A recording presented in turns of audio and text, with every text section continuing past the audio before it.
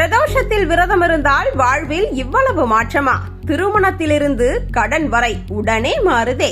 பிரதோஷம் என்றாலே சிவன் கோவில்களில் ஒரு தனி ஆன்மீக வைபவம் மாதிரிதான் இருக்கும்.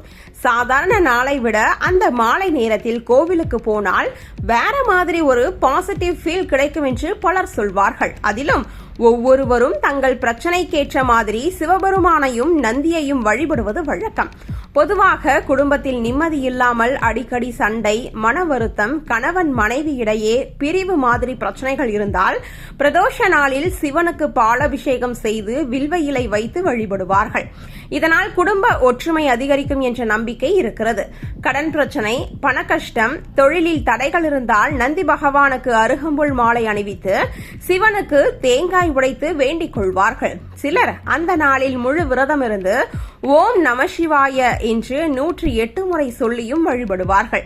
இதனால் நிதி தடைகள் குறையும் என்று பக்தர்கள் நம்புகிறார்கள். திருமணம் தாமதமாகிக் கொண்டே இருந்தால் பிரதோஷ நேரத்தில் நந்தியை 9 முறை சுற்றி வந்து வேண்டிக் கொள்வது பல இடங்களில் இருக்கும் வழக்கம்.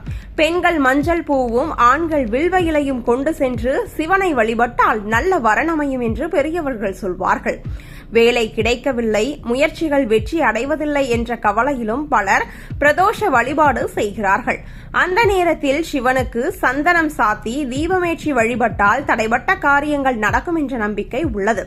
உடல்நல பிரச்சனைகள் இருந்தால் பால், தயிர், தேன், இளநீர் போன்றவற்றால் அபிஷேகம் செய்யப்படும் சிவலிங்கத்தை தரிசிப்பது நல்லது என்று கூறப்படுகிறது. நோய் தொல்லைகள் குறைய வேண்டும் என்று பலர் அந்த நாளில் உப்பு இல்லாமல் விரதம் இருப்பதும் உண்டு. மன அழுத்தம், பயம், தூக்கமின்மை போன்ற பிரச்சனைகள் இருந்தால் பிரதோஷ நேரத்தில் அமைதியாக உட்கார்ந்து ஓம் நம சிவாய ஜபம் சொல்வது மனதிற்கு அமைதியை தரும் என்று பக்தர்கள் நம்புகிறார்கள். அதனால் பலர் அந்த நேரத்தில் கோவிலில் நீண்ட நேரம் அமைதியாக இருப்பதை பார்க்கலாம். பிரதோஷ நாளில் சிவனுக்கு கொண்டு செல்லப்படும் பொருட்களுக்கும் தனி முக்கியத்துவம் இருக்கிறது. வில்வ இலை, பால், தேன், தேங்காய், சந்தனம், அருகம்புல், மல்லிகைப்பூ, வெள்ளை பூக்கள் போன்றவற்றை பலர் கொண்டு செல்வார்கள்.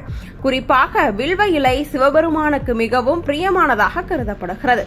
அதேபோல் நந்தி பகவானின் காதில் தங்களது வேண்டுதலை சொல்லும் பழக்கமும் பல கோவில்களில் இருக்கிறது. நந்தி வழியாக சொன்ன வேண்டுதல் நேராக சிவனிடம் சென்று சேரும் என்ற நம்பிக்கையால் பக்தர்கள் இதை தவறாமல் செய்கிறார்கள். முக்கியமாக பிரதோஷ வழிபாடு என்பது வெறும் வேண்டுதல் நிறைவேறுவதற்காக மட்டுமல்ல. மனதில் இருக்கும் கவலைகளை கொஞ்ச நேரமாவது இறைவனிடம் ஒப்படைத்து மன நிம்மதி பெறும் ஒரு ஆன்மீக அனுபவமாகவே பலர் இதை பார்க்கிறார்கள்.